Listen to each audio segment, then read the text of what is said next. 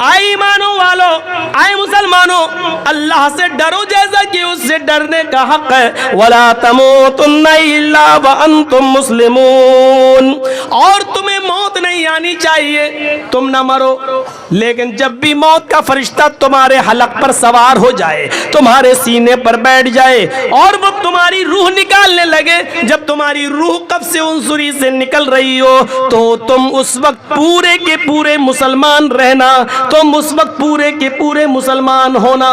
वला तमूतुन्ना इल्ला व अंतुम मुस्लिमून, पूरे के पूरे इस्लाम में दाखिल हो जाओ, और जब भी मरो तो पूरे के पूरे मुसलमान होकर मरो। मुसलमान अपने अमलों का एहतिसाब करता है, मुसलमान अपने अमलों का एहतिसाब करता है।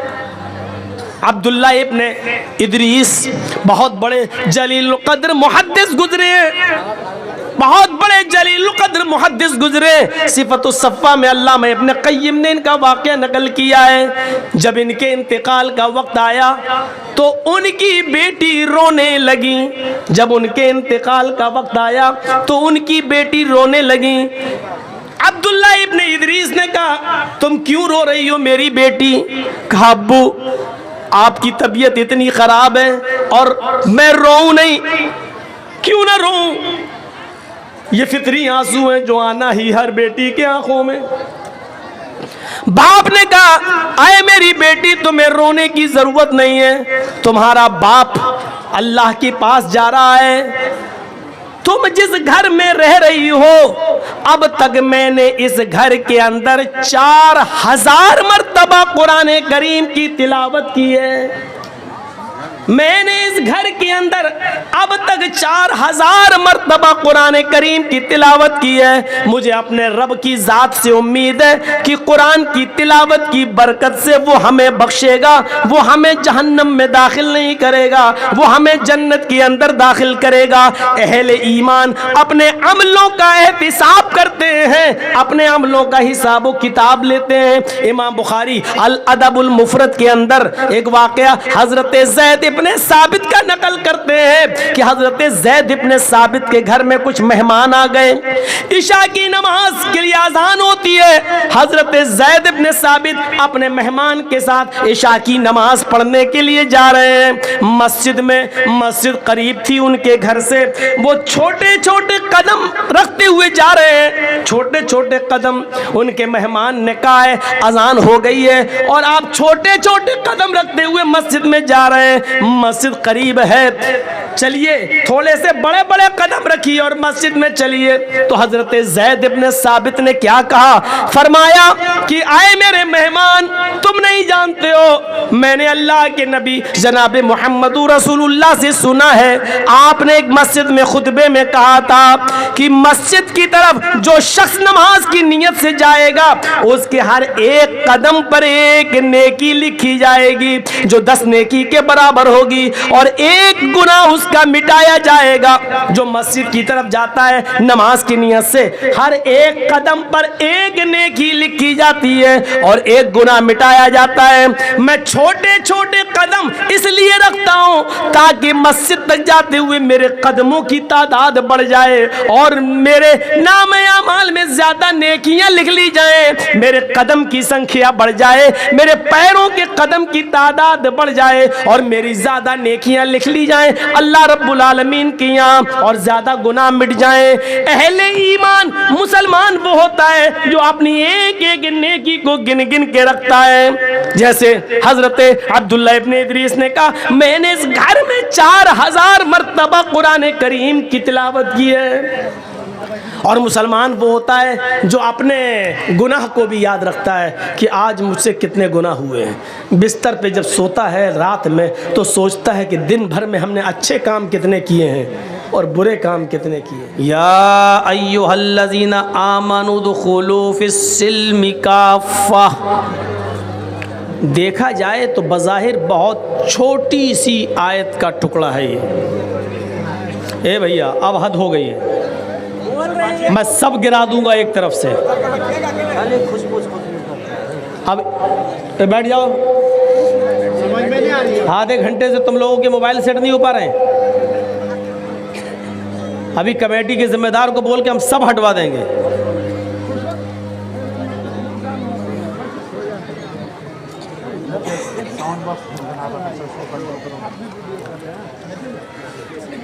बहुत छोटी सी आयत का एक टुकड़ा है, लेकिन पूरा इस्लाम इसी के अंदर समाया हुआ है। पूरे कुरान करीम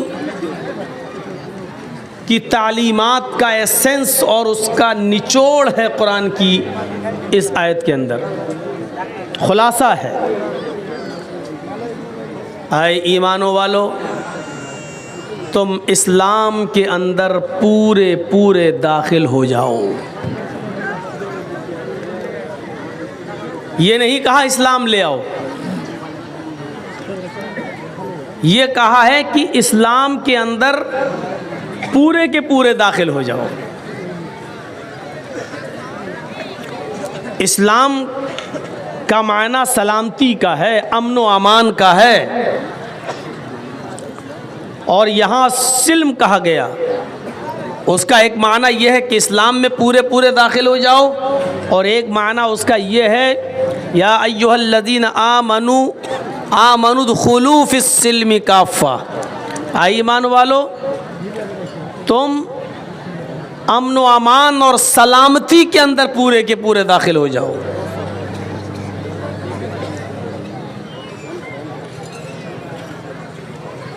हम इस बात पर गौर करें, क्या हम इस्लाम के अंदर पूरे पूरे दाखिल हैं? इस्लाम के अंदर पूरे के पूरे दाखिल होने का मतलब ये है कि बहुत से गलत काम जो हम कर रहे हैं, हमें उन कामों को भी छोड़ना पड़ेगा। इस्लाम के अंदर पूरे के पूरे दाखिल होने का मतलब ये है कि हमें अपनी ख्वाहिशाते नफ्स की जो हम पैरवी कर रहे हैं, अपनी मनमानियां जो चला रहे हैं हर काम में, हमें उसको भी छोड़ना पड़ेगा। इस्लाम लाने के बाद आदमी अपनी मर्जी का मालिक नहीं होता है।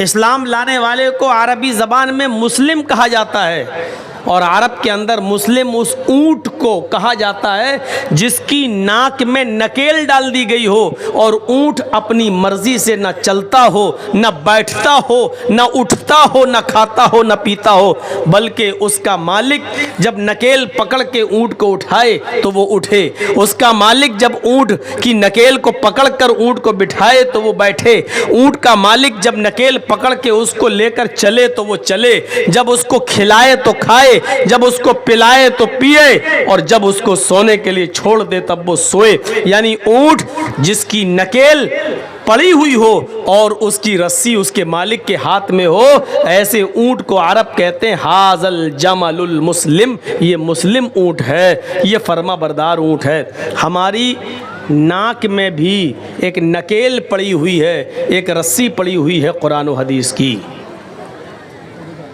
और इसकी डोर मुहम्मदुर रसूलुल्लाह के हाथों में है। हम अपनी मर्जी से नहीं खा सकते हैं, अपनी मर्जी से नहीं पी सकते हैं, अपनी मर्जी से नहीं चल सकते हैं, अपनी मर्जी से जो मन में आए वो हम खाएं, ऐसा नहीं हो सकता है। अपनी मर्जी से हम जो पीना चाहें वो पिएं, ऐसा नहीं हो सकता है। आप मुस्लिम हैं, आपको वही खाना है जिसकी इजाज़त आपका मालिक आपको देता है, आपको वही पीना है जिसकी इजाज़त आपका मालिक आपको देता है, आपको वही जाना है जिसकी इजाज़त आपका मालिक आपको देता है, आपको वही सोना है जिसकी इजाज़त आपका मालिक आपको देता है, आपको उसी औरत के साथ अपनी ख्वाहिशाते नफसानी पूरी करना है जिसकी इजाज़त आपका मालिक आपको देता है, आपको कारोबार वही करना है जिसकी इजाज़त आपका मालिक आपको देता है। आप अपनी मर्ज़ी के मालिक नहीं हैं, और हर काम अगर अपनी मर्ज़ी से कर रहे हैं तो मुस्लिम नहीं हैं। बहुत शॉर्ट में एक जुमला कह दिया है। अगर आप अपना मालिक किसी को समझते हैं और उसकी बात मान रहे हैं तो मुस्लिम हैं, और अगर आप हर काम अपनी मर्जी से कर रहे हैं और आप पर आपकी मालिक की का पावर नहीं चलता है तो हम मुस्लिम नहीं हैं। या अय्युहल्लज़ीना आमनू उदखुलू फिस्सिल्मि काफ़ा, ईमानो वालो तुम इस्लाम के अंदर पूरे के पूरे दाखिल हो जाओ। इस्लाम लाने के बाद ये नहीं देखना है कि इस काम को करने में फ़ायदा क्या है या इस काम को हम न करें तो नुकसान क्या है। इस्लाम ने किसी काम के करने का हुक्म दिया वो हमें करना है, चाहे उसमें हमारा फ़ायदा हो या ना हो। हमें जिस काम से रोका उससे रुकना है, चाहे उसमें हमारा नुकसान हो या ना हो।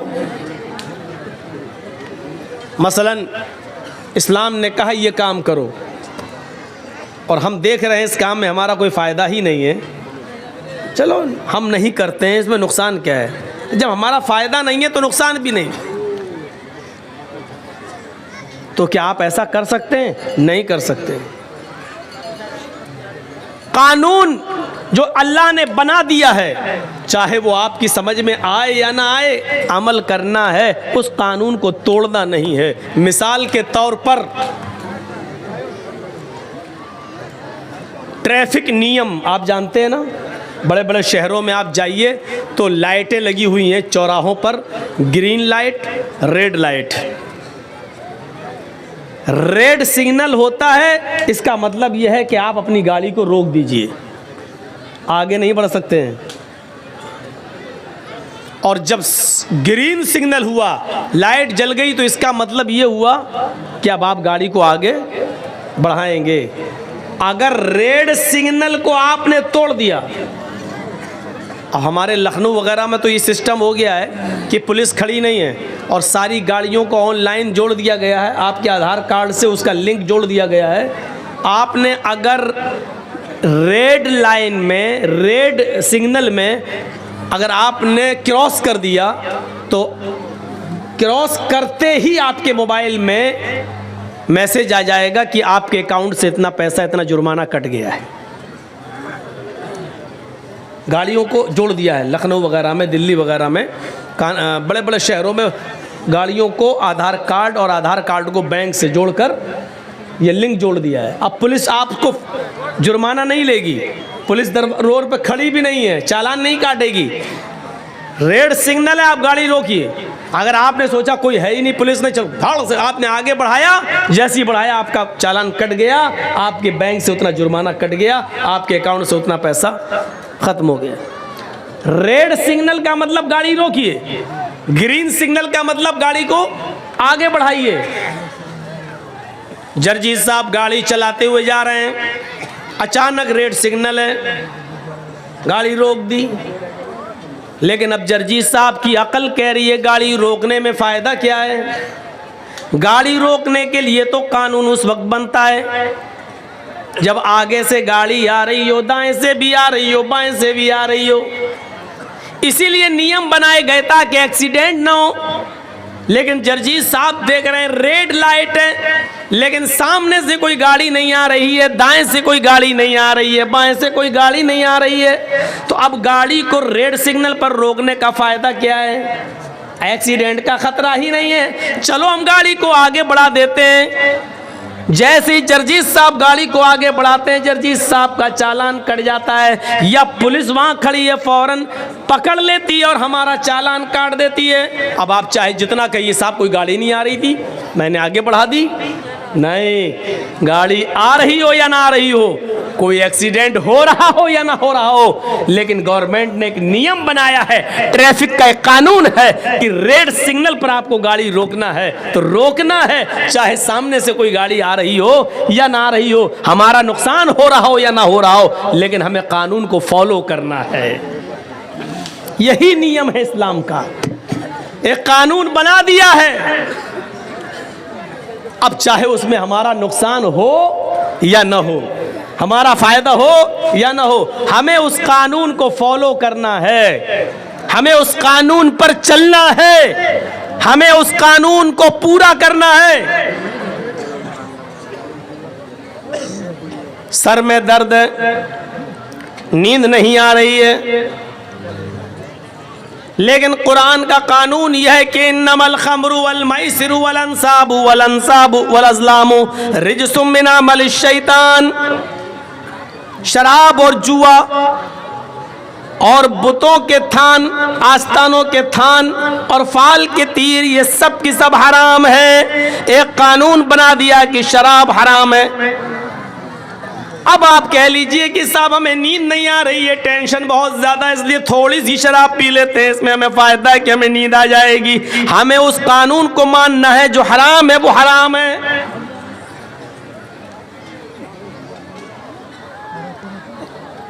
मेरे प्यारे साथियों, कुदामा इब्ने मज़ऊन ने बुखारी शरीफ के अंदर ये मंजर देखा जा सकता है।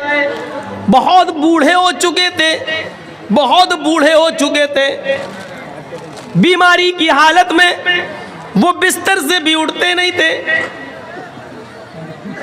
कभी जब तबीयत ठीक होती थी तो लाठी लेकर वो मस्जिद में नमाज पढ़ने के लिए जाया करते थे।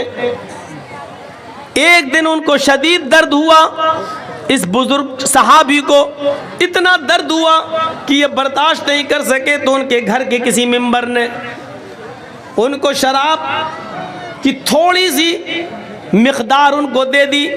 आए कुदामा, ये थोड़ी सी शराब पी लीजिए, आपके साथ मजबूरी है, दर्द से आप कराह रहे हैं, बेचैन हैं, नींद नहीं आ रही है, और इस वक्त हम आपको किसी डॉक्टर, किसी हकीम के पास भी लेकर नहीं जा सकते हैं, रात काफ़ी हो चुकी है। तो कुदामा इब्ने मज़ऊन ने ये सोचकर कि चलो थोड़ी सी शराब पी लें, इसमें हर्जी क्या है, उन्होंने 2-4 घूंट शराब के इसलिए पी लिए ताकि दर्द का असर ख़त्म हो जाए और मुझे नींद आ जाए।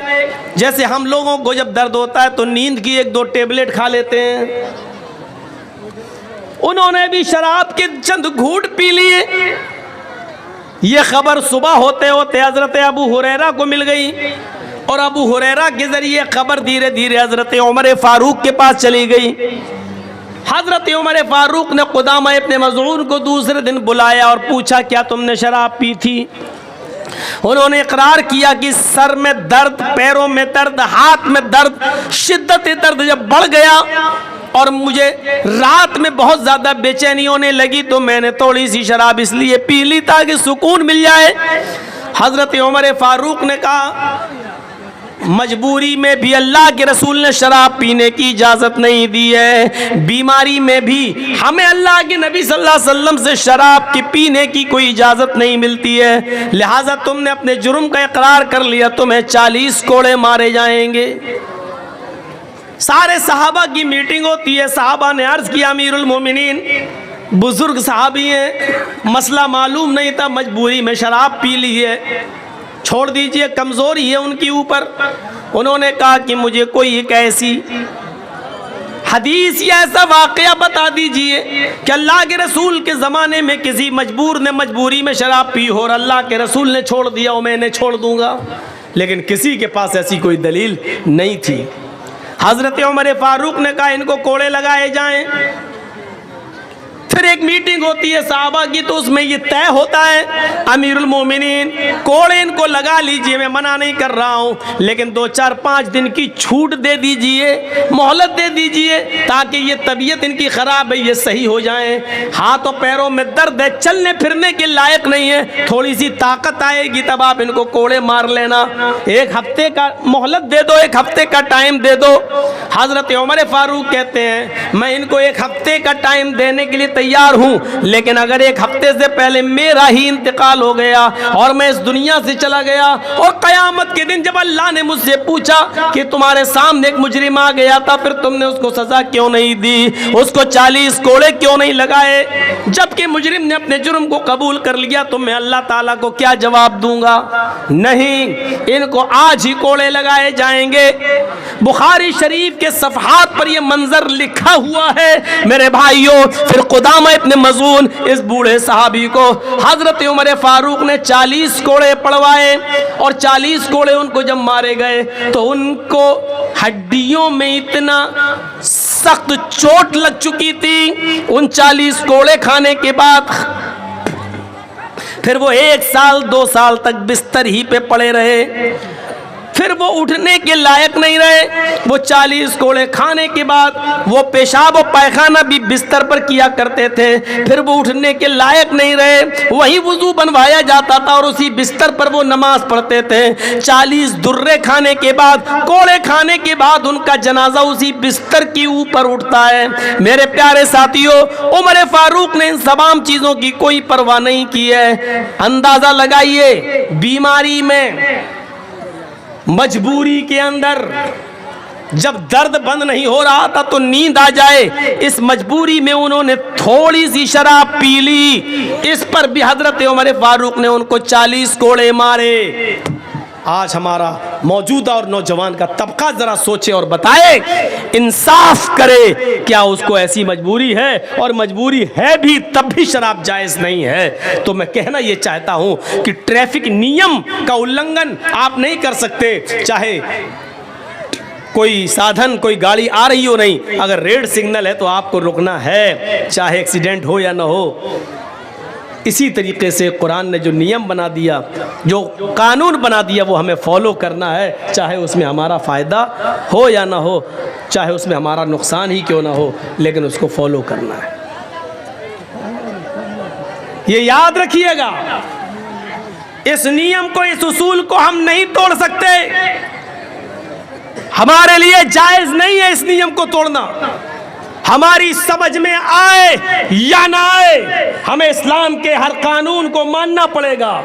हमारी अक्ल में, ये मोज़ों पर मसा किया जाता है, कहाँ किया जाता है आपको मालूम है? जब वुज़ू आप बना रहे हैं तो ये मोज़ों पर मसा करते तो ऊपर करते हैं, ऐसे अपने हाथों को तर करिए, और ये तरीका है, ये 5 उंगलियां इस तरीके से आप लाइए और यहाँ तक लाइए, टखने तक, ऐसे करके यहाँ तक, ये 5 उंगली यहाँ तक, ये आपका मसा हो गया। अकल क्या कहती है? अकल कहती है कि हम ज़मीन पर चलते हैं तो गंदगी, मिट्टी या गंदगी नीचे लगती है। जब हम ज़मीन पे चलते हैं तो कायदे से हाथ तर करके हमें नीचे फेरना चाहिए ताकि नीचे का हिस्सा पाक हो जाए। लेकिन अल्लाह के रसूल ने तर हाथ करके, हाथों को भिगोकर नीचे फेरने का हुक्म नहीं दिया, बल्कि ऊपर फेरने का हुक्म दिया है, ऊपर। अब आप कहेंगे साहब गंदगी तो नीचे लगती है, अल्लाह के नबी ऊपर के हुक्म दे रहे हैं, हमें नहीं मालूम क्यों दिया है, और ना ही अल्लाह के रसूल के इल्म में हमें बराबर का शरीक होने का हक है। हमें सिर्फ इतना मानना है, नबी ने कहा है, हमें करना है, यही कानून है, इसी को हमें फॉलो करना है, चाहे हमारी अक्ल में आए या ना आए। अभी हमारे मोहतरम मौलाना जमालुद्दीन साहब कितना ललकार रहे थे आपको, बताइए और इकरार कीजिए।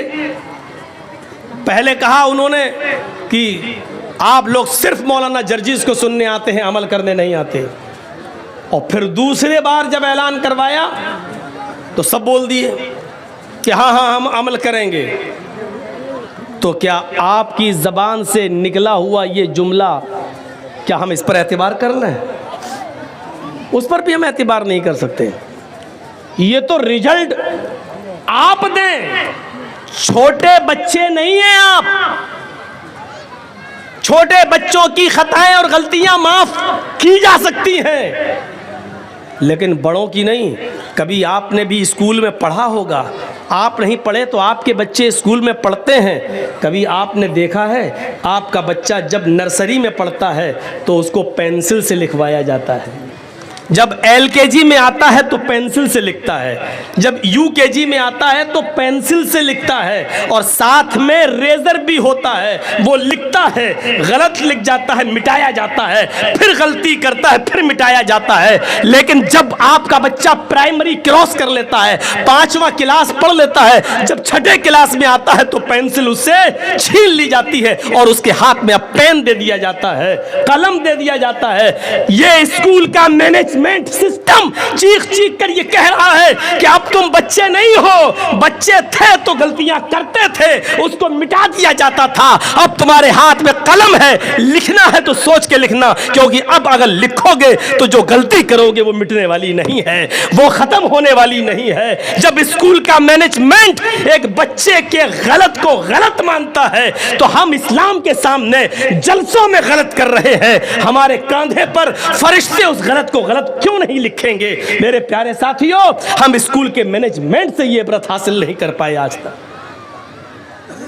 क्या हम स्कूल में पढ़ते हुए वो बच्चे हैं जो पेंसिल से लिखें और गलती कर जाएं तो उसको मिटा दिया जाए? अब हम बड़े हो चुके हैं। इन जलसे ये यूट्यूबरों को भरे मजमे में मैंने कहा था कि अब तुम्हें किसी जलसे में हम लगाने नहीं देंगे, और लाल बथानी में मैंने मना भी कर दिया था वहां के मैनेजमेंट को, एक भी यूट्यूबर को आप आने मत दीजिए और हटाइए। लेकिन इसके बावजूद ये लोग अपनी हरकतों से बाज नहीं आ रहे हैं। फिर वो मिसाल देना पड़ती है कुत्ते की दुम वाली। फिर आप कहते कि मौलाना ऐसा बोल रहे हैं। आप भी तो अपनी औकात में रहिए। आप देखिए दूसरों को डिस्टर्ब कर रहे हैं। आपके तो चैनल में आ जाएगा पैसा, आप तो डाल देंगे मौलाना जर्जीस ने बोला, झूठ लिखेंगे मौलाना जर्जीस को दिया मोदी ने अवार्ड। हाँ, तेरे बाप ने दिया, मोदी ने नहीं दिया। ये यूट्यूबर की हरकत है। ये यूट्यूबर की, एक यूट्यूबर ने क्या लिखा, मौलाना जर्जीस को दिया मोदी ने अवार्ड, और अवार्ड मोदी के हाथ में पकड़ा भी दिया, और एडिट करके उसने मेरा फोटो भी लगा दिया, यानी मोदी हमें दे रहा है। जबकि हमने मोदी की शक्ल ओरिजिनली में कभी नहीं देखी है। टीवी में देखी है, कभी आमना सामना नहीं, कभी सामने नहीं देखा, और अल्लाह करे कि ना देखूं। और ये लोग मोदी के हाथ से हमें अवार्ड दिलवा रहे हैं और काम कर रहे हैं इस्लाम का, झूठ बोल बोल के। एक चैनल वाले ने लिखा है, हेडिंग बनाई है, त्रिपुरा के हादसे पर मौलाना जर्जीस की स्पीच। जबकि त्रिपुरा में जब हादसा हुआ उसके बाद से अब तक मेरी त्रिपुरा पे कोई स्पीच हुई नहीं है, मैं बोला ही नहीं हूं, और इन्होंने पहले ही कहीं से काट छांट के वो लिख दी। एक यूट्यूबर ने लिखा, मौलाना ने मोदी को ललकारा, तकरीर सुन रहे हैं तो साहब हजरत उमर फारूक की आ रही है उसमें।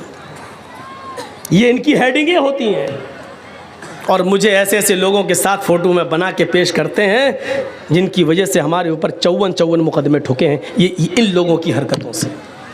पैसा तुम कमा रहे हो, मुकदमे हमारे ऊपर खर्च कर रहे हो। अपने औकात में रहिए, जो मौजू है वही डालिए, अपनी तरफ से नहीं। रामचंद्र जी के बारे में मौलाना ने हिंदुओं की खाट खड़ी कर दी, ये मौजू होता है। मौलाना ने राम को नंगा कर दिया, ये इनका मौजू होता है। टॉपिक देखिए आप, इसको जितने हिंदू सुनेंगे देखेंगे वो खुश होंगे। हमने जितने जलसों में राम की कृष्ण की बात की है तो भाईचारा बढ़ाने के लिए, ये इस्लाम कहता है, ये हिंदू धर्म कहता है। हमने ये बात कही, ये हेडिंग बनाते हैं, मौलाना ने किया राम को नंगा। यही हालत रही तो तुमको नंगा करना पड़ेगा हमें। बच्चों, तो मैं कहना ये चाह रहा था कि दूध पीते बच्चे नहीं हो कि जो पेंसिल से लिखें और रेजर से बिगाड़ दिया जाए। आप बड़े हो चुके हैं, इतना याद रखना, जानबूझकर किया हुआ गुनाह भी तो अल्लाह ताला भी माफ नहीं करता। यामलून बिजिहालतिन सुम्मा यतूबून, जो जिहालत के तौर पर अनजाने में जो गलती करते हैं और उसके बाद तौबा करते हैं तो अल्लाह रब्बुल आलमीन उनकी तौबा को कबूल करता है। आप जानबूझकर गलतियों पे गलती करते रहे, सुबह शराब पिए और शाम को तौबा कर लें, फिर सुबह शराब पिए और शाम को तौबा कर लें, फिर सुबह शराब पिए और शाम को तौबा कर लें। अल्लाह फरमाता है कि ये आदमी मेरी रहमत का नाजायज फायदा उठा रहा है, मुझे गफूर रहीम मानता है लेकिन हमारी रहमत का नाजायज फायदा उठा रहा है। शाम को शराब पीता है, सुबह तौबा करता है, फिर शाम को जाम पीता है, फिर सुबह तौबा करता है, फिर शाम को जाम पीता है। माफ कीजिएगा, जानबूझकर किया हुआ गुनाह तो अल्लाह भी जल्दी नहीं माफ करता है जब तक कि बंदा आज़्म मुसम्मम न कर ले, पक्का इरादा न कर ले कि अब हम इस गुनाह को छोड़ रहे हो, कभी नहीं करेंगे। अल्लाह भी माफ नहीं करता है। मेरे प्यारे साथियों, हम अब पेन से लिख रहे हैं, पेंसिल का जमाना छूट चुका है।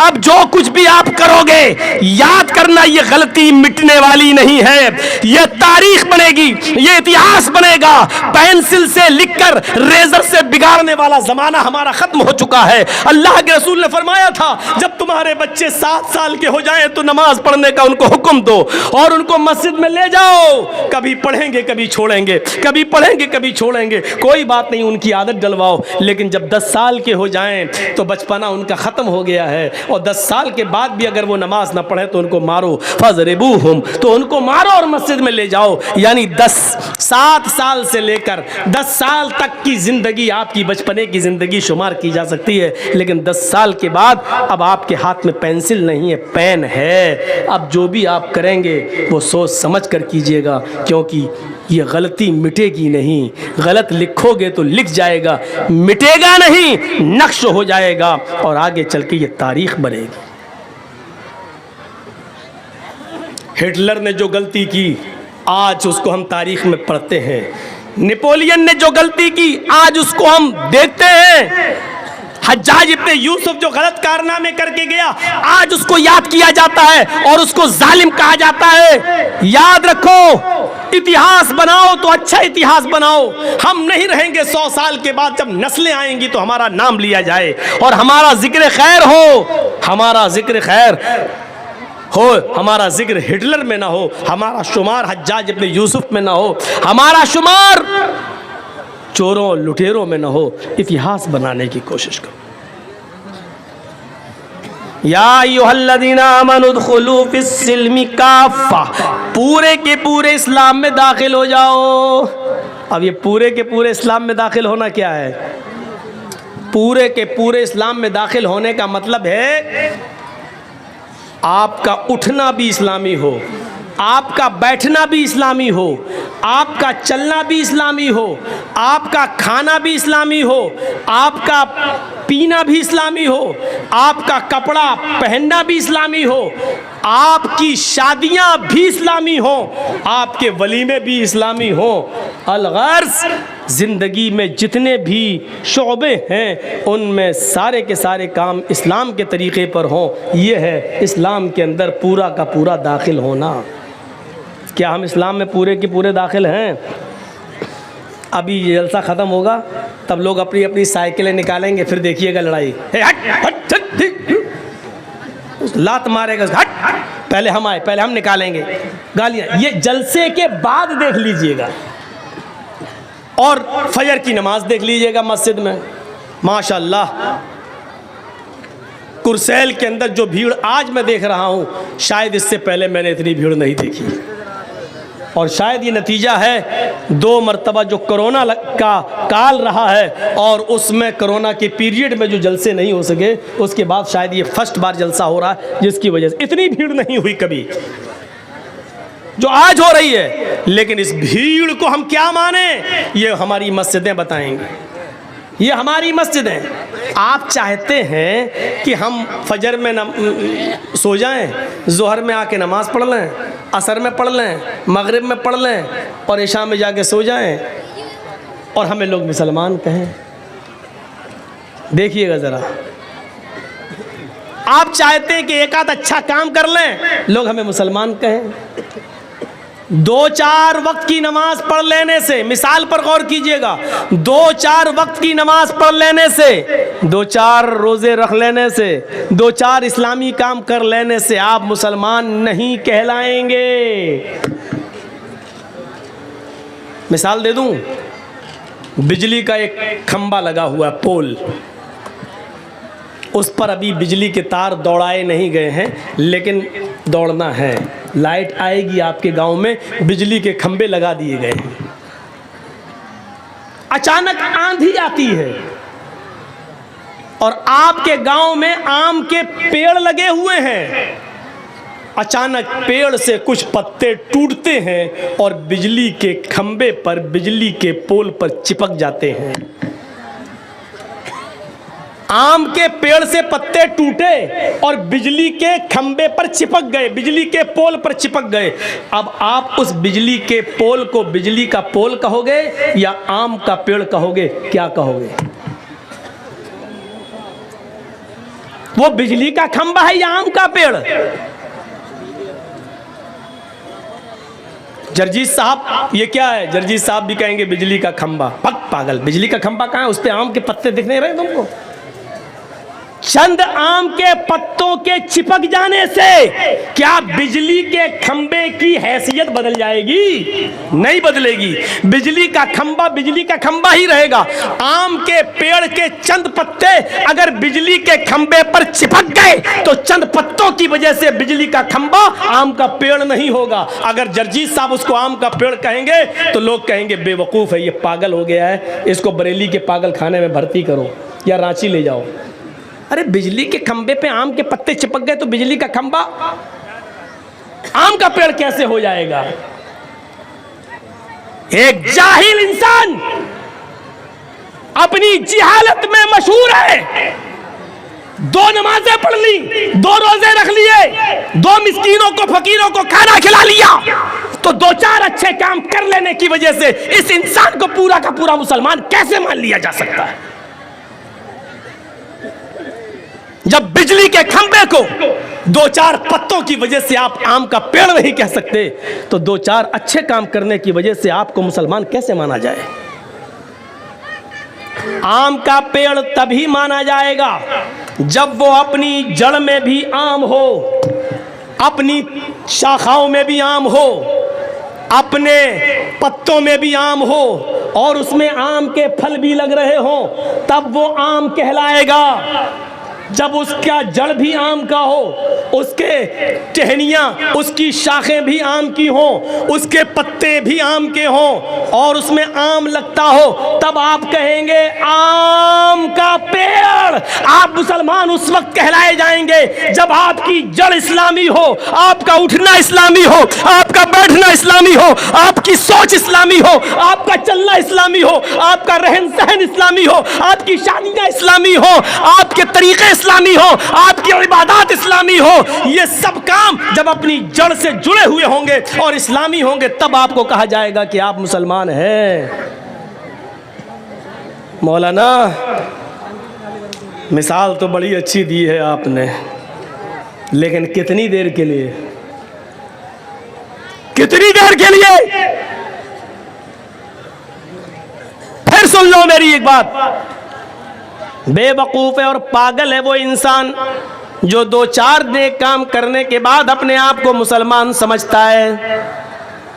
मुसलमान वो है जो अपने कैरियर से, अपने अखलाक से मुसलमान हो, अपनी जड़ से मुसलमान हो, अपनी बुनियाद से मुसलमान हो, नीचे से लेके ऊपर तक पूरा का पूरा मुसलमान हो, तब वो मुसलमान कहलाता है। फिर सुन लो, आम के पेड़ के चंद पत्ते किसी बिजली के खंबे पर चिपक जाएं तो बिजली का खंबा आम का पेड़ नहीं हो सकता है। उसी तरीके से 2-4 नमाजें, 2-4 रोजे, 2-4 फकीरों को खाना, 2-4 हजार रुपए का सदका और खैरात कर देने से हम ये समझते हैं कि हम पूरे के पूरे मुसलमान हैं। गलत समझ रहे हैं। और अल्लाह ने ये नहीं कहा कि मुसलमान बनो, अल्लाह ने कहा उदखुलू फिस्सिल्मी काफ़ा, इस्लाम के अंदर पूरे के पूरे दाखिल हो जाओ। या अय्युहल्लज़ीना आमनुत्तकुल्लाहा हक़्क़ तुक़ातिह वला तमूतुन्ना इल्ला व अंतुम मुस्लिमून। आए ईमानो वालो, आए मुसलमानों, अल्लाह से डरो जैसा कि उससे डरने का हक है। वला तमूतुन्ना इल्ला व अंतुम मुस्लिमून। और तुम्हें मौत नहीं आनी चाहिए, तुम ना मरो, लेकिन जब भी मौत का फरिश्ता तुम्हारे हलक पर सवार हो जाए, तुम्हारे सीने पर बैठ जाए और वो तुम्हारी रूह निकालने लगे, जब तुम्हारी रूह कब्ज़ से उनसुरी से निकल रही हो तो तुम उस वक्त पूरे के पूरे मुसलमान रहना, तुम उस वक्त पूरे के पूरे मुसलमान होना। वला तमूतुन्ना इल्ला व अंतुम मुस्लिमून, पूरे के पूरे इस्लाम में दाखिल हो जाओ और जब भी मरो तो पूरे के पूरे मुसलमान होकर मरो। मुसलमान अपने अमलों का एहतिसाब करता है, मुसलमान अपने अमलों का एहतिसाब करता है। अब्दुल्ला इब्ने इदरीस बहुत बड़े जलील कद्र मुहद्दिस गुजरे हैं। बहुत बड़े जलील कद्र मुहद्दिस गुजरे। सिफतुस सफ़ा में अल्लामा इब्न क़य्यिम ने इनका वाक़या नकल किया है। जब इनके इंतकाल का वक्त आया तो उनकी बेटी रोने लगी। जब उनके इंतकाल का वक्त आया तो उनकी बेटी रोने लगी। अब्दुल्ला इब्न इदरीस ने कहा, तुम क्यों रो रही हो मेरी बेटी? कहा, अब्बू आपकी तबीयत इतनी खराब है और मैं रोऊं नहीं, क्यों ना रोऊं? ये फितरी आंसू हैं जो आना ही हर बेटी के आंखों में। बाप ने कहा, आए मेरी बेटी, तुम्हें रोने की जरूरत नहीं है। तुम्हारा बाप अल्लाह के पास जा रहा है। तुम जिस घर में रह रही हो, अब तक मैंने इस घर के अंदर 4000 मर्तबा कुरान करीम की तिलावत की है। मैंने इस घर के अंदर अब तक 4000 मर्तबा कुरान करीम की तिलावत की है। मुझे अपने रब की ज़ात से उम्मीद है कि कुरान की तिलावत की बरकत से वो हमें बख्शेगा, वो हमें जहन्नम में दाखिल नहीं करेगा, वो हमें जन्नत के अंदर दाखिल करेगा। अहले ईमान अपने अमलों का एहतिसाब करते हैं, अपने अमलों का हिसाब व किताब लेते हैं। इमाम बुखारी अल अदबुल मुफरद के अंदर एक वाक़या हज़रत ज़ैद इब्ने साबित का नकल करते हैं कि हजरत ज़ैद इब्ने साबित के घर में कुछ मेहमान आ गए। इशा की नमाज के लिए अजान होती है। हजरत ज़ैद इब्ने साबित अपने मेहमान के साथ इशा की नमाज पढ़ने के लिए जा रहे हैं। मस्जिद में, मस्जिद करीब थी उनके घर से। वो छोटे छोटे कदम रखते हुए जा रहे हैं, छोटे छोटे कदम। उनके मेहमान ने कहा है अजान हो गई है और आप छोटे छोटे कदम रखते हुए मस्जिद में जा रहे हैं, मस्जिद करीब है, चलिए थोड़े से बड़े बड़े कदम रखिए और मस्जिद में चलिए। तो हजरत ज़ैद इब्ने साबित ने क्या कहा? फरमाया कि आए मेरे मेहमान, तुम नहीं जानते हो, मैंने अल्लाह के नबी जनाब मोहम्मद रसूलुल्लाह से सुना है, आपने एक मस्जिद में खुतबे में कहा था कि मस्जिद की तरफ जो शख्स नमाज की नीयत से जाएगा उसके हर एक कदम पर एक नेकी लिखी जाएगी जो 10 नेकी के बराबर होगी और एक गुनाह उसका मिटाया जाएगा। जो मस्जिद की तरफ जाता है नमाज की नियत से, हर एक कदम पर एक नेकी लिखी जाती है और एक गुनाह मिटाया जाता है। मैं छोटे छोटे कदम इसलिए रखता हूं ताकि मस्जिद तक जाते हुए मेरे कदमों की तादाद बढ़ जाए और मेरे नाम अमाल में ज्यादा नेकियां लिख ली जाए, मेरे कदम की संख्या बढ़ जाए, मेरे पैरों के कदम की तादाद बढ़ जाए और मेरी ज्यादा नेकियां लिख ली जाएं अल्लाह रब्बुल आलमीन की यहाँ और ज्यादा गुनाह मिट जाएं। अहले ईमान मुसलमान वो होता है जो अपनी एक एक नेकी को गिन गिन के रखता है। जैसे हजरत अब्दुल्ला इब्ने इदरीस ने कहा, मैंने इस घर में 4000 मर्तबा कुरान करीम की तिलावत की है। और मुसलमान वो होता है जो अपने गुनाह को भी याद रखता है कि आज मुझसे कितने गुनाह हुए हैं। बिस्तर पे जब सोता है रात में तो सोचता है कि दिन भर में हमने अच्छे काम कितने किए हैं और बुरे काम कितने किए हैं, और बुरे काम जितने किए हैं कल कोशिश करें कि हम उससे कम करें और अच्छे काम में हम थोड़ा सा उसकी तादाद को बढ़ाएं। ये मुसलमान का काम होता है। हज़रत सुलेमान तैमी के जब इंतकाल का वक्त आया तो रोने लगे। पूछा तुम क्यों रो रहे हो? उन्होंने कहा 27 साल पहले एक गुनाह मैंने कर लिया था, उस गुनाह की तौबा मैं 27 साल से कर रहा हूँ, आज इसलिए रो रहा हूँ, पता नहीं अल्लाह ने मेरी तौबा कबूल की या नहीं की। अंदाज़ा लगाइए, एक गुनाह 27 साल पहले किया था और क्या कह रहे हैं, 27 साल से उस गुनाह की तौबा कर रहा हूं, पता नहीं अल्लाह ने कबूल किया कि नहीं किया मेरी तौबा।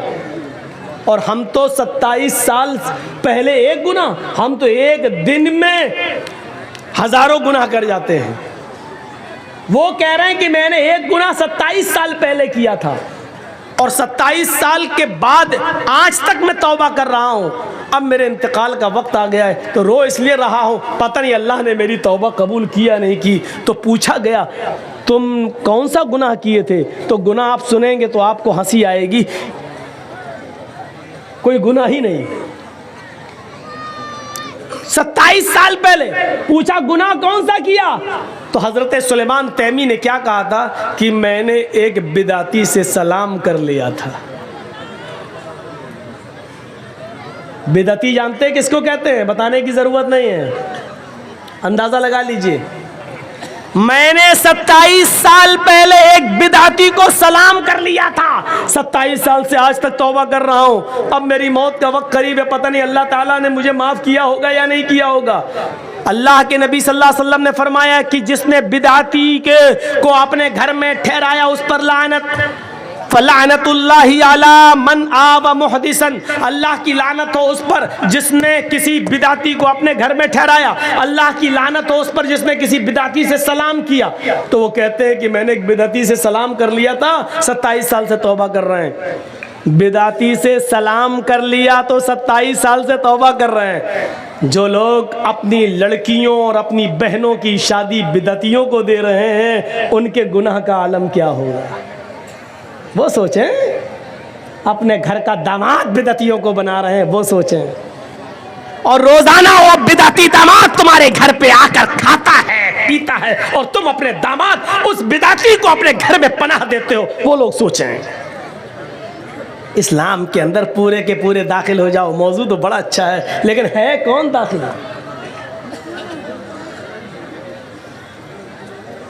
नबी अकरम सल्लल्लाहु अलैहि वसल्लम ने फरमाया था,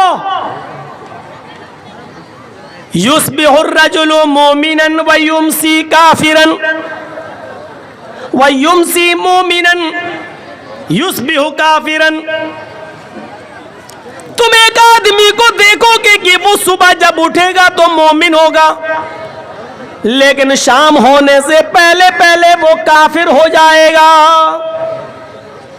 सुबह उठोगे उसको मोमिन पाओगे, शाम होने से पहले पहले वो काफिर हो जाएगा। शाम को देखोगे वो मोमिन होगा, सुबह उठते उठते वो काफिर हो जाएगा। सुबह मोमिन होगा, फजर की नमाज पढ़ेगा, कुरान की तिलावत करेगा, तुम देखोगे कि मोमिन होगा, और शाम होते होते वो काफिर हो जाएगा। ये मंजर देखना है तो आज के ज़माने में देख लो कि एक मुसलमान सुबह फजर की नमाज पढ़ता है, कुरान की तिलावत करता है, और फिर नेता बनने के चक्कर में, चुनाव जीतने के चक्कर में, गैर मुस्लिमों को खुश करने के चक्कर में वो किसी मंदिर में भी चला जाता है और टीका भी लगा लेता है। शाम होने से पहले पहले उसका की एंट्री कहीं और हो जाती है। ये मंजर देखना हो तो आज के ज़माने में तुम देख सकते हो। ये कोई जमहूरियत का मतलब ये थोड़ी है कि हम जिस मुल्क में रहते हैं, ठीक है भाई भाई बन के रहो, लेकिन इसका यह मतलब थोड़ी है कि आप दिवाली पर किसी को मुबारकबाद देंगे, होली पर किसी को मुबारकबाद देंगे।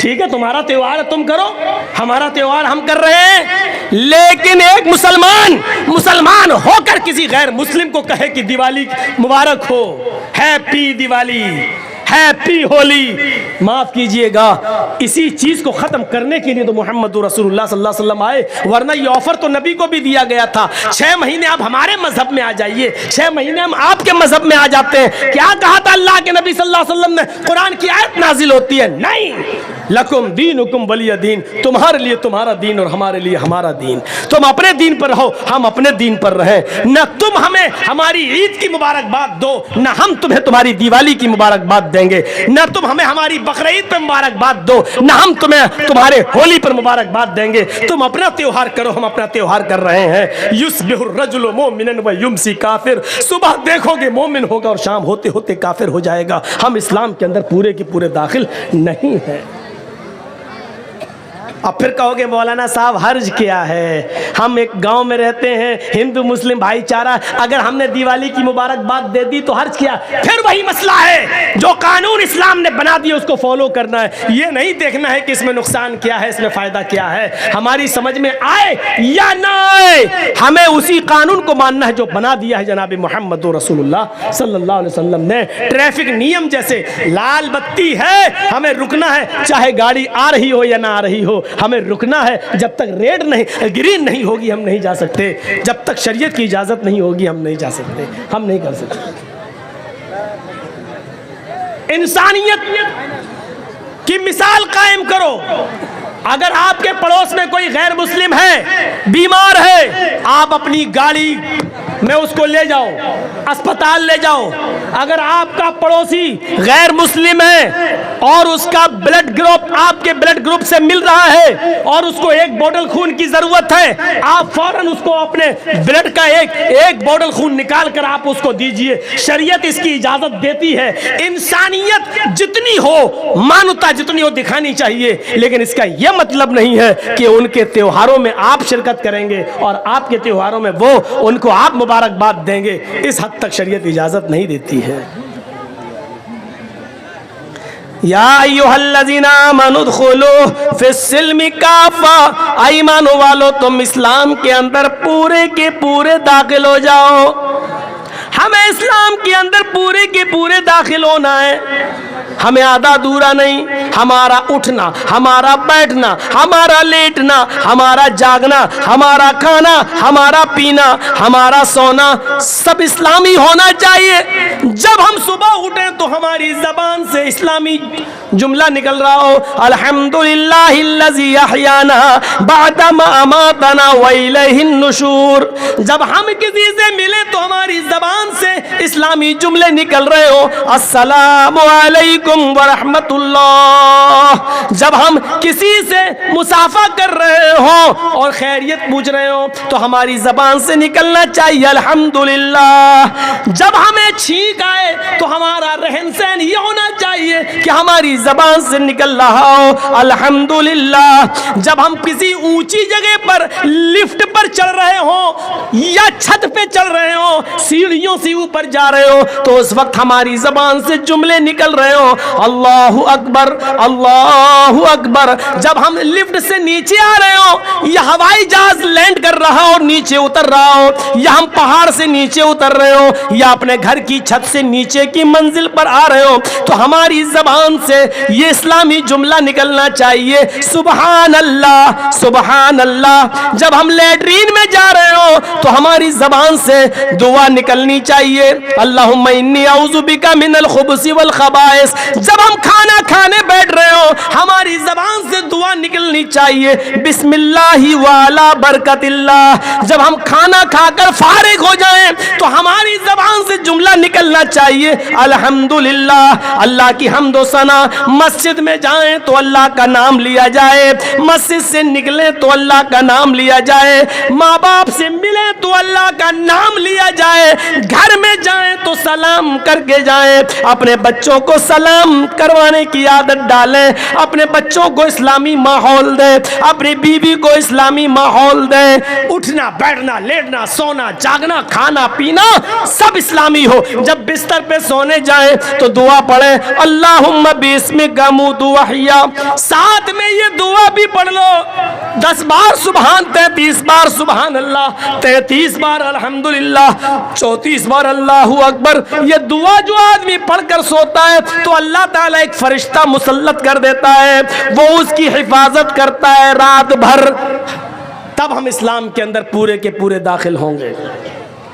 कोई गुनाह के करीब हम पहुंच गए, उस वक्त अल्लाह का खौफ हमारे दिमाग में होना चाहिए। दुनिया की कोई ताकत हमें देख रही हो या ना देख रही हो, लेकिन अल्लाह तो हमें देख रहा है। मेरे भाइयों, उस गुनाह से हम दूर हो जाएं, तब है इस्लाम के अंदर पूरे के पूरे दाखिल। वरना वही समझा जाएगा बिजली के खंबे पर आम के पेड़ के चंद पत्ते चिपक गए हैं, हमारी बॉडी पर चंद दीनी काम हो गए हैं, लेकिन हम जड़ से मुसलमान नहीं है, हम अपनी बुनियाद से मुसलमान नहीं है, हम अपने रहन सहन से मुसलमान नहीं है। और यहाँ हमें बुनियादी तौर पर मुसलमान बनना है। और इस्लाम के अंदर हमारा रहन सहन ऐसा होना चाहिए, इस्लाम के अंदर हम ऐसे घुल जाएं, इस्लाम के अंदर ऐसे दाखिल हो जाएं। मिसाल दे रहा हूँ, ज़रा सुनिए। पानी का एक गिलास है, जग है हमारे पास, लोटा पानी का एक जग है, और एक पत्थर है हमारे हाथ में। इस पत्थर को पानी में डाल दिया और रख दिया। 2 दिन के बाद आप देखेंगे तो पानी में वो पत्थर पड़ा हुआ नजर आएगा। आप चाहें तो हाथ डालकर पत्थर को निकाल सकते हैं और बाहर फेंक सकते हैं। पानी में आपने एक पत्थर डाला, 2 दिन के बाद आपने उसको निकाल दिया, इसका मतलब क्या हुआ? इसका मतलब ये हुआ कि पानी ने पत्थर को कबूल नहीं किया और पत्थर ने पानी को भी कबूल नहीं किया। जब तक डला था, जब चाहा उस पत्थर को पानी से बाहर निकाल के फेंक दिया। ऐसा हमारा इस्लाम से ताल्लुक़ नहीं होना चाहिए कि जब चाहो तब घुस जाएं और जब चाहे कोई हमें इस्लाम से बाहर निकाल कर फेंक दे। ऐसा नहीं होना चाहिए इस्लाम के साथ हमारा ताल्लुक़। जरजीत साहब के पास पानी का एक जग है। आपके यहाँ जर्दा बनता है? जर्दा, अरे वो मीठा चावल होता है, इधर नहीं बनता है, हम लोगों के यहाँ बनता है। तो उसमें खाने वाला रंग होता है। आपके यहाँ खाने वाला रंग तो बहुत सी चीज़ों में डाला जाता होगा। जलेबी में डाला जाता है, पुलाव में भी डाला जाता है रंग। आप जाइए और 2 रुपए का 5 रुपए का खाने वाला रंग किसी दुकान से ले आइए और वो खाने वाला रंग पानी के उस जग में डाल दीजिए। 2 दिन आप इंतज़ार आपको नहीं करना है, 1 मिनट भी आपको इंतज़ार नहीं करना होगा। आप थोड़ी ही देर में देखेंगे जैसे ही वो लाल या पीला रंग पानी में गया और पानी को पूरा का पूरा लाल कर दिया या पीला कर दिया। जो रंग पानी में डाला गया पानी उसी रंग में रंग गया। अब आप रंग को पानी से अलग करिए, हो जाएगा? जो रंग आपने पानी में डाला है अब आप पानी से रंग को अलग करिए, नहीं होगा। और पानी को रंग से अलग कीजिए, वो भी नहीं होगा। न रंग पानी से अलग हो सकता है, न पानी रंग से अलग हो सकता है। दोनों ऐसे घुल गए हैं, ऐसे मिल गए हैं कि न पानी रंग को छोड़ता है और न रंग पानी को छोड़ता है। ये होना चाहिए हमारा इस्लाम के साथ घुलना, ये होना चाहिए हमारा इस्लाम के साथ ताल्लुक। जब हम इस्लाम में आ गए, मुसलमान बन गए, तो हमारी जान चली जाए न तो इस्लाम हमसे निकले न हम इस्लाम से निकले। ये होना चाहिए पानी और रंग की तरह हमारा इस्लाम के साथ रिश्ता है। यहां चंद डंडे पड़ते हैं मॉब लिंचिंग के मौके पर तो आदमी जय श्री राम के नारे लगाने लगता है। हालांकि वो मौत का डर होता है, वो तो जिसके ऊपर बीतती है वही जानता है, मैं ये नहीं कह रहा हूं। लेकिन हमारा ताल्लुक इस्लाम के साथ ये होना चाहिए कि ऐसे हम इस्लाम में घुल जाएं और इस्लाम हम में ऐसे घुल जाए कि हमको इस्लाम से दूर किया जाए या इस्लाम को हमसे दूर किया जाए तो ना हो। हर हाल में हम, और इसकी जीती जागती मिसाल है हजरत सुमैया का वो वाकया जब उनके दोनों पैर बांध दिए गए और दोनों हाथ बांध दिए गए और सुमैया से कहा गया, एक नेज़ा लाया गया और कहा सुमैया देख, मोहम्मद के रब को छोड़ दे, जिनको तू पहले मानती थी उन्हीं को अपना माबूद मान ले। तो सुमैया ने क्या कहा, हाशा व कल्ला, हरगिज नहीं। अबू जहल ने वो नेज़ा निकाला, अबू जहल ने वो नेज़ा उठाया और पूरा का पूरा सुमैया के जिस्म में, सुमैया की शर्मगाह के अंदर, सुमैया के पेशाब के रास्ते में पूरा का पूरा वो नेज़ा दाखिल कर दिया। इधर से डाला और उस तरफ निकाल दिया। सुमैया के हाथ पीछे से बंधे थे, वो बूढ़ी औरत थी, आसमान पर नजरें डालती है। उस मौके पर भी उसकी जबान से ये नहीं निकला, आय अल्लाह तू मेरी मदद कर या मुझे बचा ले। उसने अपनी जिंदगी के बारे में नहीं कहा, उसने दुआ भी मांगी तो ये दुआ मांगी, या रब्बी सब्बित क़दमैया अला दीनिक या अरहमर राहिमीन। आय अरहमुर राहिमीन, आय रहम करने वाले, आय हमारे रब, इसका नेज़ा मेरी शर्मगाह को पार कर गया है। इसकी दी हुई तकलीफ से कहीं मैं इस्लाम न छोड़ बैठूं, कहीं दीन न छोड़ बैठूं। आय अल्लाह मुझे मेरे दीन पर जमा देना, मुझे मेरे दीन पर साबित रखना। आय अल्लाह इसकी दी हुई तकलीफों से कहीं मैं दीन दीन न छोड़ बैठूं, कहीं तकलीफों से तंग आकर मैं दीन कुर्बान न कर दूं। उस मौके पर भी वो अपने दीन की सलामती मांग रही है। यह है इस्लाम में रंगना। सुमैया को सताया गया लेकिन सुमैया इस्लाम नहीं छोड़ रही है, इस्लाम सुमैया को नहीं छोड़ रहा है। ये जिंदगी होनी चाहिए हमारी, इस्लाम लाने के बाद और इस्लाम के साथ। लाख दुनिया कोशिश करे। अभी जा रहे हो ना तकरीर के बाद, कल शादी होगी हमारे बच्चे की, हम 3 लाख रुपए मांगेंगे। इस तकरीर का असर कल पता चल जाएगा कितना इस्लाम हमारे अंदर आया है। अपने बेटे की शादी में लड़की वाले से 2 लाख रुपए हम मांगेंगे, 3 लाख मांगेंगे, मोटरसाइकिल मांगेंगे। आप देख लीजिएगा, ये इस्लाम हमारी जिंदगी के अंदर है। ये इस्लाम, सुमैया का इस्लाम देखो। और उसके बाद 2 ऊंट मंगाए गए। एक ऊंट का चेहरा पूरब की तरफ कर दिया गया, दूसरे ऊंट का चेहरा पश्चिम की तरफ कर दिया गया। ये पैर सुमैया का इस ऊंट से बांध दिया गया और दूसरा पैर सुमैया का दूसरे ऊंट से बांध दिया गया। एक ऊंट का चेहरा पूरब की तरफ, एक का पश्चिम की तरफ। सुमैया के दोनों पैर बंधे, हाथ तो पीछे से पहले ही बंधे हुए थे। अबू जहल ने कोड़ा उठाया, आए सुमैया,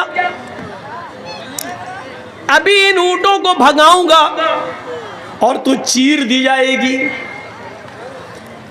तेरे पैर एक इधर एक उधर चीर दिया जाएगा और बीच से तेरे 2 टुकड़े कर दिए जाएंगे।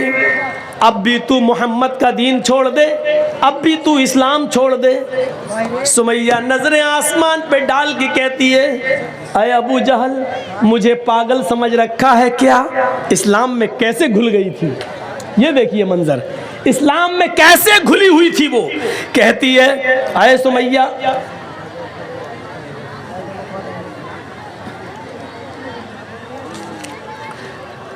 सुमैया का हाल देखिए आप, कैसे घुली हुई थी वो इस्लाम के अंदर, कैसे, कितनी इस्लाम के अंदर, इस्लाम उसके घर, उसके दिल में घर कर गया था।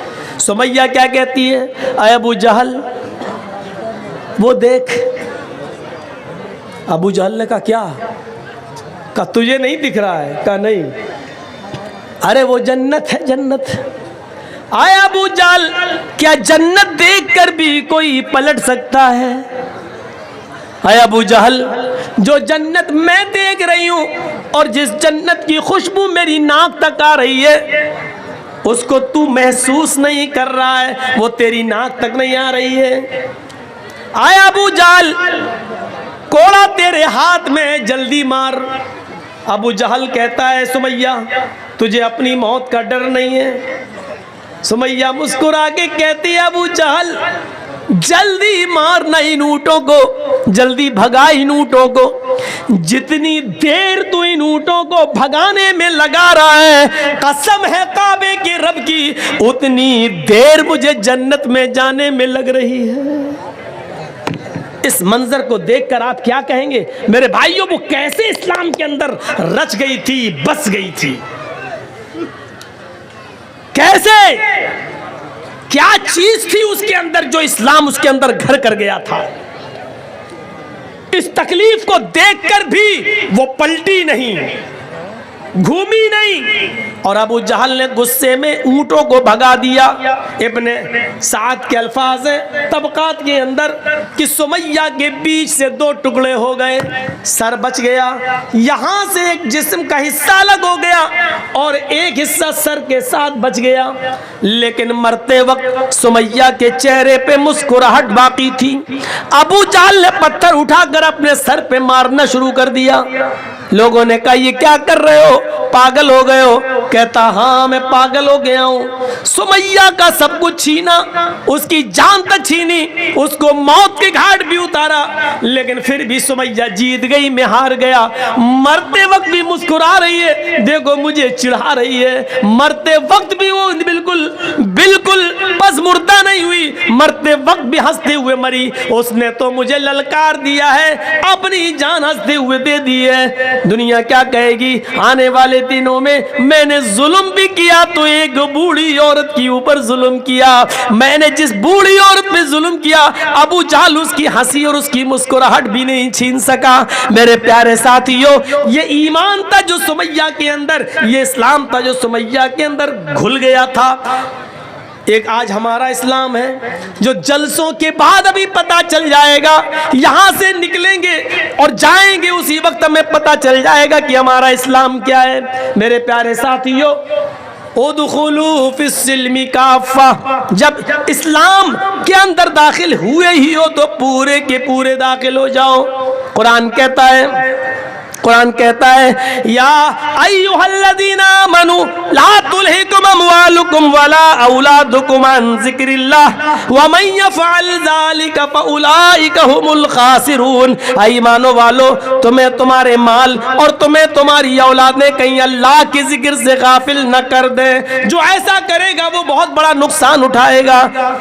वअन्फिकू मिम्मा रज़क़नाकुम मिन क़ब्ल अन याति अहदकुमुल मौत फ़यक़ूल रब्बि लौला अख़्ख़रतनी इला अजलिन क़रीब फ़अस्सद्दक़ व अकुम मिनस्सालिहीन। मौत के वक्त आदमी की जो तमन्ना होती है, मौत के वक्त आदमी की जो ख्वाहिश होती है, वो कुरान पेश कर रहा है। क्या कहेगा?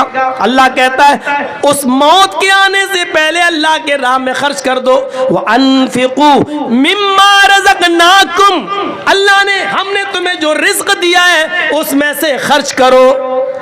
उस मौत के आने से पहले, अय्याति अहदकुमुल मौत, उस मौत के आने से पहले कि जब तुम में से किसी को आए, फयकूल, और उस वक्त जब फरिश्ते को वो अपनी आंखों से देख ले कि ये मेरी रूह कब्ज करने आया, तो चीख पड़े फ़अस्सद्दक़ व अकुम मिनस्सालिहीन, मुझे थोड़ी सी मोहलत और मिल जाती, मैं सदका और खैरात कर लेता। लौला अख़्ख़रतनी इला अजलिन क़रीब, मुझे थोड़ी सी मोहलत मिल जाए, 1 घंटे का टाइम दे दे ऐ मलकुल मौत, 1 घंटे का टाइम दे दे। मैं ICICI बैंक तक जाऊंगा, मैं स्टेट बैंक तक जाऊंगा, मेरे पास 1 करोड़ रुपया रखा है, 50 लाख अपनी औलाद को देता हूँ, 50 लाख अल्लाह की राह में खर्च कर देता हूँ। मुझे 1 दिन की मोहलत दे दे, जमीन के फला फला कोने में हमारा माल गड़ा है, उसको निकाल कर हम राह खुदा में हम खर्च कर देते हैं। थोड़ी सी मोहलत दे दे, फ़अस्सद्दक़, सदका करने का टाइम दे दे, खैरात करने का टाइम दे दे, मदरसों में ज़कात देने का टाइम दे दे। 1 दिन की मोहलत दे दे, 2 दिन की मोहलत दे दे, ताकि मैं सदका और खैरात कर लूं, मरते वक्त आखिरी वक्त में मैं नेक लोगों में हो जाऊं। आवाज आएगी, नहीं नहीं, हरगिज मोहलत नहीं दी जाएगी। वलन युअख्खिरल्लाहु नफ्सन इज़ा जाअ अजलुहा, जब किसी की मौत का वक्त आ जाता है, जब किसी का फिक्स टाइम आ जाता है, तो अब उसको मोहलत नहीं दी जाती है, हरगिज नहीं। अल्लाह लालची नहीं है, अब 50 लाख के लिए, 1 करोड़ के लिए तुझे 1 दिन की मोहलत दे देगा। नहीं नहीं, अब तेरी मौत का वक्त आ चुका है, अब तुझे मोहलत नहीं दी जाएगी, बिल्कुल नहीं। मेरे प्यारे साथियों, मोहलत मिल चुकी है और अभी मिल रही है, कोई भरोसा नहीं है मौत का। उससे पहले खर्च कर लो, सदका दे दो, खैरात कर लो, जो चीज तुम्हें करना कर लो। अभी जो तुम दे दोगे वही तुम्हारा है, जो खर्च कर लिया वही आपका है। जो आपके पास है वो आपका नहीं है, जो आपके पास है वो आपका नहीं है, जो खर्च कर चुके हो अल्लाह की राह में वो आपका है, क्योंकि वो एक जगह जमा हो चुका है। फरमाया जनाब मोहम्मद रसूलुल्लाह सल्लल्लाहु अलैहि वसल्लम ने बादिरू बिल अमालि सबन हल तंतज़िरून इल्ला फक़रम मुनसिया औ गिनन मुदगिया औ मरज़न मुफसिदा औ हरमन मुफनिदा औ मौतन मुजहिजा। 7 चीजों के आने से पहले नेक अमाल में जल्दी करो। 7 चीजों के जाहिर होने से पहले नेक अमाल में जल्दी करो। अगर तुम गरीब हो तो अमीर बनने से पहले नेक अमाल करो। हल तंतज़िरून इल्ला फक़रम मुनसिया, क्या तुम आए अगर तुम अमीर हो, अगर तुम दौलतमंद हो तो ऐसी फकीरी का इंतजार मत करो जो तुम्हें इल्ला फक़रम मुनसिया, हल तंतज़िरून इल्ला फक़रम मुनसिया, क्या तुम ऐसी फकीरी का इंतजार कर रहे हो जो तुम्हें सब कुछ भुला दे।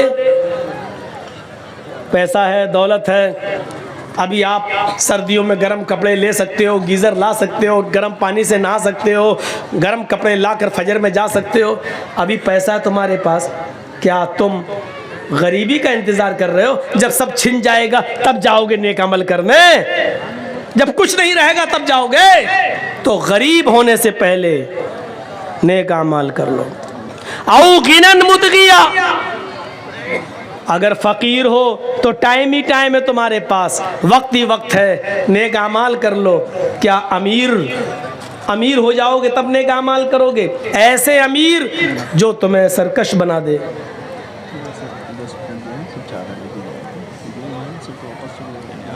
आपके ऊपर पैदा हैं तो जो कहते हैं ऐसे मतलब हो नहीं पाया, वो कहते हैं फजर में होगा ही नहीं, फजर तो बंद है, इसलिए मसला हो गया है। सब चल जाएगा तो क्या करें? खास करके गाँव के जो हैं क्या करें? जैसे बोले जो खुदा हैं तो कहते हैं हम भेजते हैं चावल, और यहाँ कुछ लोग हैं उनको बोलते हैं खास करके सुनिए।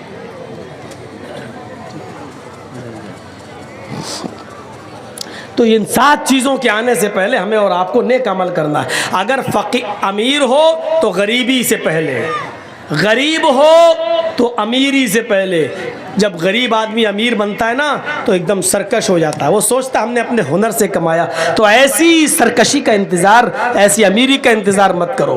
और मरज़न मुफसिदा, तंदुरुस्त हो, सेहतमंद हो तो मरीज़ से पहले, बीमारी से पहले नेक अमल कर लो। अच्छे खासे हो, नमाज नहीं पढ़ रहे हो, जब एक्सीडेंट हो जाएगा, टांग टूट जाएगी, तब जाओगे नमाज पढ़ने। औ हरमन मुफनिदा, जवान हो इबादत कर लो। क्या ऐसे बुढ़ापे का इंतज़ार कर रहे हो जो तुम्हारी अकल ख़राब कर दे? जवानी में नमाज नहीं पढ़ी, अब अकल ख़राब हो गई, अब जा रहे हो नमाज पढ़ने, पता ही नहीं वज़ू में 3 बार धो रहे हो कि 5 बार धो रहे हो, सजदे 2 कर रहे हो कि 8 कर रहे हो, अकल खराब हो, अब जाओगे इबादत करने।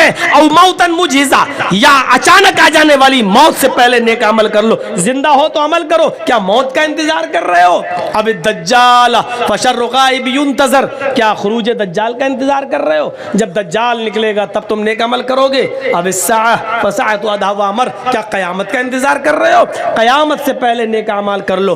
तो मेरे प्यारे साथियों, याद रखिएगा, सबसे बेहतर चीज होती है सदका और खैरात। जो इंसान की तकदीर में बहुत सी चीजें लिखी हुई होती हैं, लेकिन सदका आने वाली मुसीबतों को भी टाल देता है, आने वाली मुसीबतों को भी दूर कर देता है। सदका और खैरात, तो मेरे भाइयों ज्यादा से ज्यादा सदका और खैरात करके आने वाली मुसीबतों से अपने आप को बचाओ।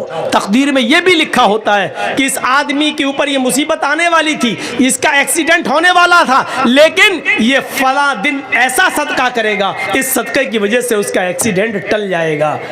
ये मुसीबत आने वाली है, लेकिन सदक़े की वजह से ये मुसीबत उसकी टल जाएगी। ये सब चीज़ें लिखी हुई हैं। तो जितना चंदा होना चाहिए उतना हुआ नहीं। मैं आपके दरमियान कुछ लोगों को भेजूंगा, और अभी कुछ लोग चले जाएं चादर लेकर। कम से कम आप लोगों से मेरी गुजारिश है, और इस्लाम के बारे में तक़रीर सुन रहे हो, आपने दूसरों के कहने पर जो दिया है, लेकिन मुझसे मोहब्बत कितनी है आपको, और मेरे कहने पर आप कितना देते हैं, एक बार झोला देखना है। आप चादर लेके भेजिए। आपके दरमियान कुछ लोग बच्चे आएंगे, चादर लेकर भेज रहे हैं। आप लोग बैठे रहना, भी तकरीर जारी रहेगी इंशाअल्लाह। और मैं चंद अहबाब का नाम लेता हूं जिसका नाम इससे पहले भी लिया जा चुका है।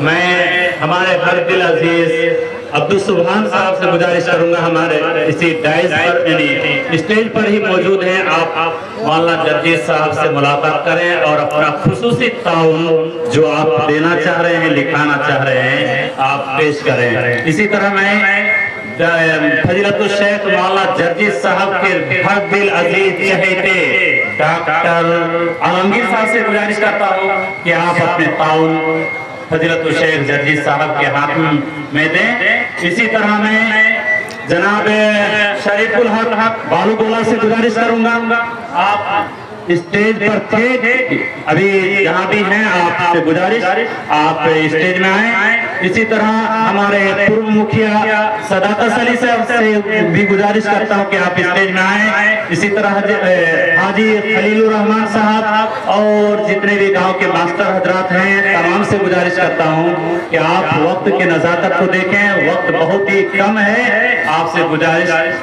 बिला ताखीर आप अपने कीमती ताउन फजीलतुल शेख मौलाना जर्जीस साहब के हाथ में देकर सवाब दारैन हासिल करें। तो मैं अर्ज़ ये कर रहा था कि इन 7 चीज़ों के आने से पहले हमें नेक अमाल करना चाहिए। मौजू मेरा है इस्लाम के अंदर पूरे के पूरे दाखिल हो जाओ।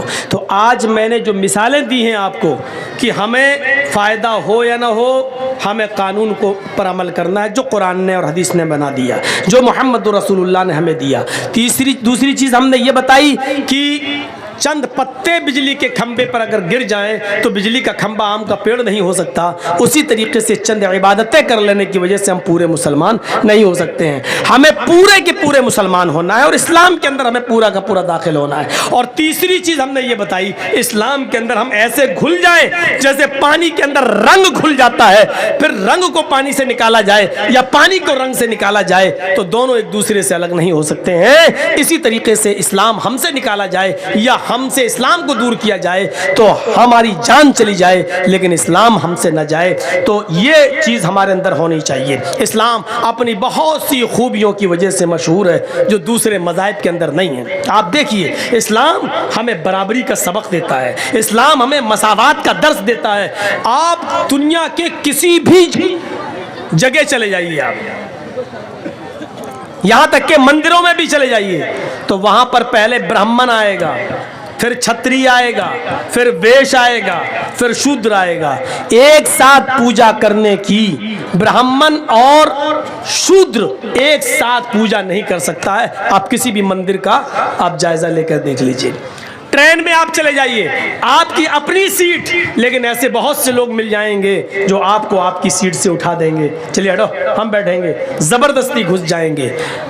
इस स्टेज पर भी आप किसी को भी उठा सकते हैं और किसी को भी बिठा सकते हैं, लेकिन मसावात का दर्स इस्लाम ने ऐसे दिया है कि अगर आप मस्जिद में नमाज पढ़ने के लिए गए और आप बहुत गरीब हैं लेकिन आप अगली सफ में अगर बैठ गए और अगली सफ भर गई तो आपको इस मुल्क का बादशाह अगर मुसलमान हो जाए या सऊदी अरब का बादशाह जो मुसलमान है अगर वो भी जाए तो अगली सफ से किसी गरीब को अगर हटाना चाहे तो बादशाह का बाप भी उसको अगली सफ से नहीं हटा सकता है। उस गरीब आदमी को जो अगली सफ में बैठ गया है उसको कोई नहीं हटा सकता है। अब बादशाह को जहाँ जगह मिलेगी वहीं उसको नमाज पढ़ना पड़ेगी।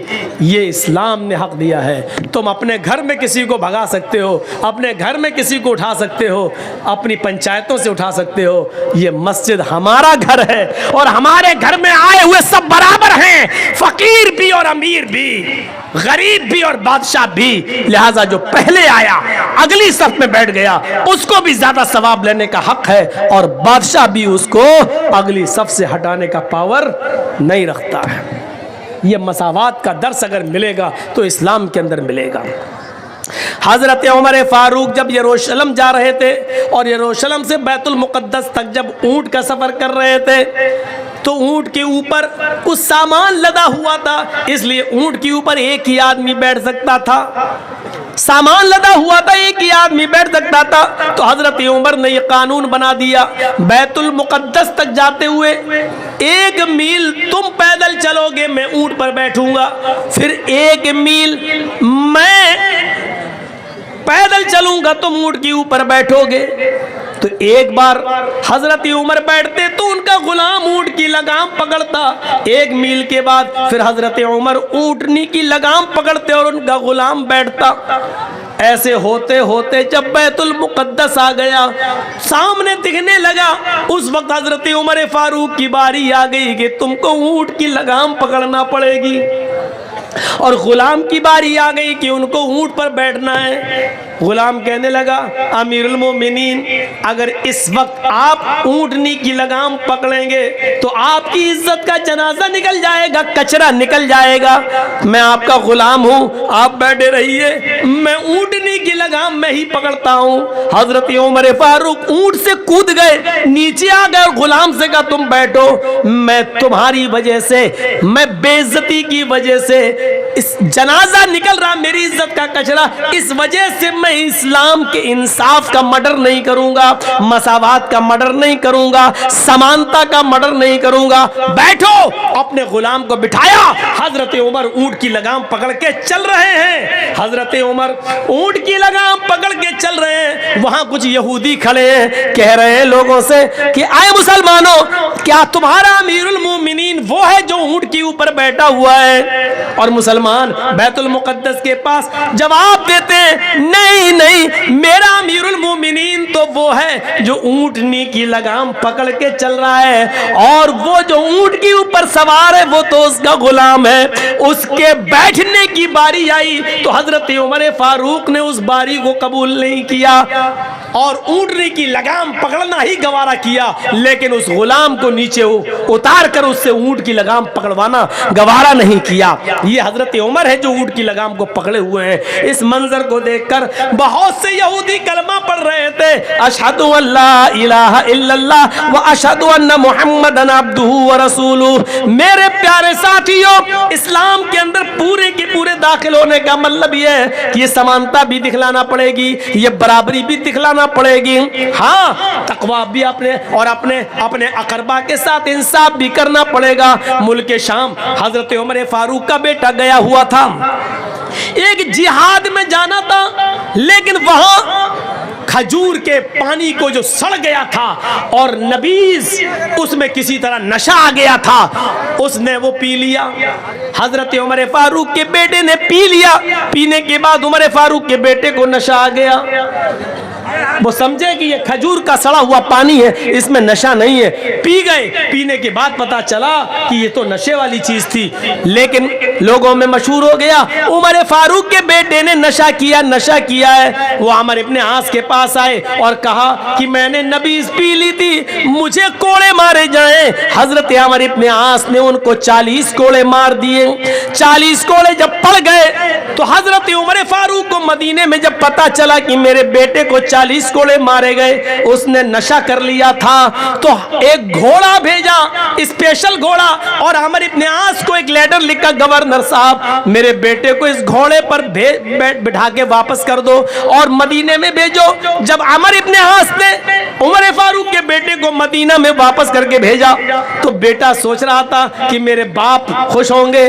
बाप ने उनको घर में उनकी मां से नहीं मिलने दिया, कहा बेटे इधर आओ, इधर खड़े हो जाओ, मैंने सुना है कि तुमने मुल्क शाम के अंदर नबीज पी ली थी जिसमें नशा आ गया था। बेटे ने कहा हाँ। कहा फिर तुम्हें सजा मिलनी चाहिए 40 कोड़ों की।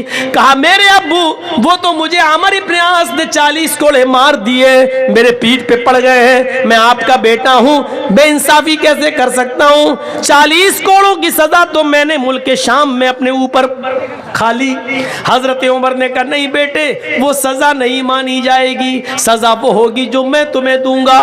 फिर 4 जल्लाद मुतय्यन किए और चारों के हाथ में एक एक कोड़ा दे दिया और एक जल्लाद से कहा 10 कोड़े मार के तुम हट जाना, फिर दूसरा जल्लाद मारेगा।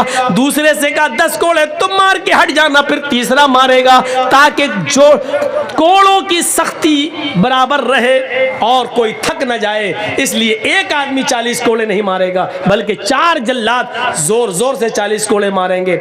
जब 40 कोड़े पड़ गए तो बेटे ने कहा, अब्बू क्या ये बेइंसाफी नहीं है कि 40 कोड़े मैंने मुल्क के शाम में खाए, फिर यहाँ आने के बाद भी मुझे 40 कोड़े मारे गए, आखिर फिर मुझे वहां मुल्क के शाम में क्यों मारे गए? वो कोड़ों का क्या होगा जो मैंने वहां खाया? उमर फारूक का जवाब था, मेरे बेटे, मुल्क शाम के अमीर गवर्नर के ऊपर मेरा एतबार नहीं है, उसने तुम्हें कोड़े मारे हैं, लेकिन मेरा दिल कहता है उसने तुम्हारे साथ रियायत बरती होगी, जितनी जोर से मारना चाहिए उतनी जोर से नहीं मारा होगा, इसलिए कि तुम अमीरुल मोमिनीन के बेटे हो, इसलिए कि तुम उमर फारूक के बेटे हो। मैंने सोचा कि वहां तुम्हें पक्का और सच्चा इंसाफ नहीं मिला होगा, आज मिला है। मैंने 4 जिल्लादों से 40 कोड़े पड़वाए हैं तुम्हें। ये थे मुस्लिम। इस्लाम के अंदर इनको कहा जाता है कि ये पूरे के पूरे इस्लाम के अंदर दाखिल थे। मेरे प्यारे साथियों, 2 बजे तक ही परमिशन मिल सकी है, इससे ज्यादा नहीं। मैं अपनी बात को खत्म कर रहा हूं, लेकिन चलते चलते फिर मैं कहना चाहता हूं, जो लोग इस कपड़े में नहीं डाल सके हैं वो स्टेज पर भी आकर हमें दे सकते हैं, मुझसे मुसाफा कर सकते हैं। मैं थोड़ी देर बैठता हूं आपके पास, जो लोग देना चाहें वो हमारे हाथ में भी लाकर दे सकते हैं। अल्लाह ताला से हम दुआ करते हैं कि बारे अल्लाह हमारी खताओं को माफ़ फरमा दे और हमें पूरा का पूरा इस्लाम के अंदर दाखिल फरमा दे। ये इस्लाम के अंदर हमें पूरा का पूरा दाखिल फरमा। जब तक जिंदा रख, इस्लाम पे जिंदा रखना, और जब हमारा खात्मा